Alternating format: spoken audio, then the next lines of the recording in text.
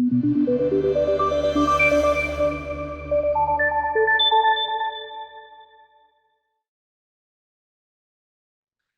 I'm Mike Baker with Pinnacle's Learning and Development Team, and welcome to Pinnacle's Fraudcast, a resource designed to educate you on steps that can be taken to protect yourself from fraud. Today's topic, the recent AT&T data breach.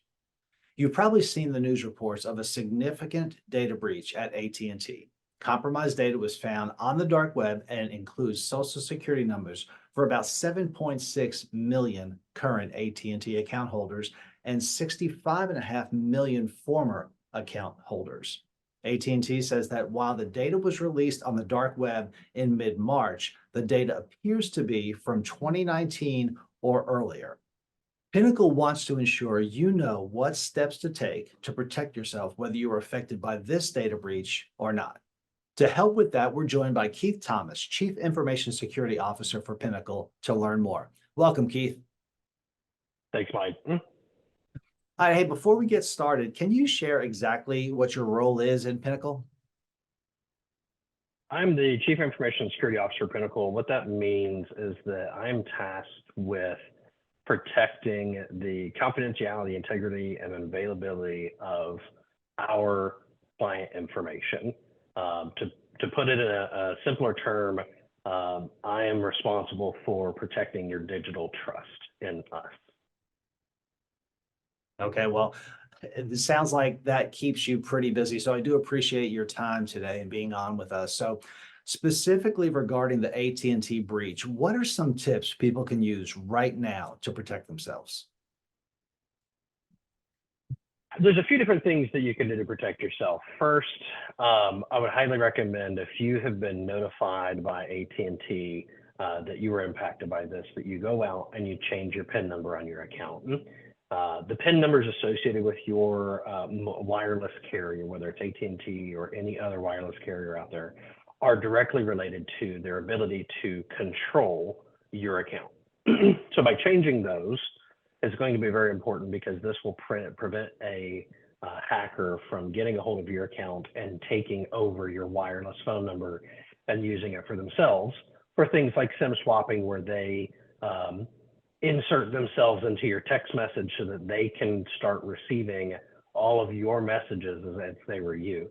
That would include one-time passwords, reset PIN, and stuff so that they could access items like your online banking, your email, your Facebook, whatever. Another item that I would highly recommend is to set up identity monitoring. Now, there's a lot of different types of identity monitoring in place. Many times organizations such as AT&T will offer complimentary credit monitoring for individuals that are impacted. The credit monitoring isn't always the same though. Sometimes it's just monitoring. There's no protection. Sometimes that it is just an alerting on a monthly basis. It's not even in real time. So it's important to pay attention to what type of credit monitoring you're being offered if it's for free. But I do always recommend you go that one step further and you can set up identity monitoring for yourself, as well as freeze your credit. That will be another important step for you. You can freeze your credit at any time by visiting one of the 3 credit bureaus on their website. That will help you. It's free. It doesn't cost you anything. And you can turn it on and turn it off. If you need to apply for a new credit card or something like that, you can immediately turn it off. And that's very helpful in keeping your identity secure as you move forward with that. We also don't remember utilizing the same passwords on multiple websites or applications. This is a good best practice overall, whether it's your, pizza ordering website or your online banking. You don't want to share the same password, and everywhere possible, you want to make sure those passwords are strong. The longer, the better for the passwords, and make sure it is unique for each location.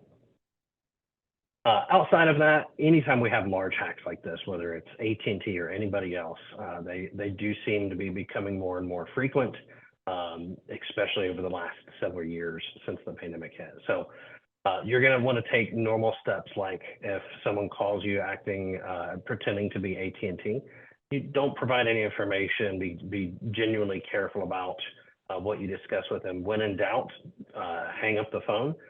Go directly to the AT&T website or whoever that is saying that they're calling you. Look up a direct phone number on their website and call them directly and speak to them that way, rather than on a phone call where they called you, and in some cases, they're going to provide you with a phone number to call. Don't call that number. Always look it up from a trusted location. You'll always also want to make sure that you protect your personal information. Social Security number is very important. That's how they file tax returns pretending to be you or open up new credit cards under your name. So always protect your Social Security number. Organizations need it. It's important. No organization out there is going to call you and ask you for you to provide your Social Security number. So always make sure you protect it. Don't give it out unless it is to a trusted location that you have reached out and called directly to. And then, of course, even outside of that, that's going to include all of your personal information, whether it's your address, your Social Security number, credit card numbers, all of that. Just be conscientious of who you provide that to, where and when. So thanks, Keith. And those are relevant right now because of the AT&T data breach, but it just sounds like those are best practices for us to have now and moving forward, regardless of whether we're impacted by this or not. So thank you for that. These are just a few tips to help keep you safe. For even more helpful tips, please visit pnfp.com/alerts. And thank you, Keith, for being with us today and sharing this really important information. Thank you, Mike. Have a great day, everyone.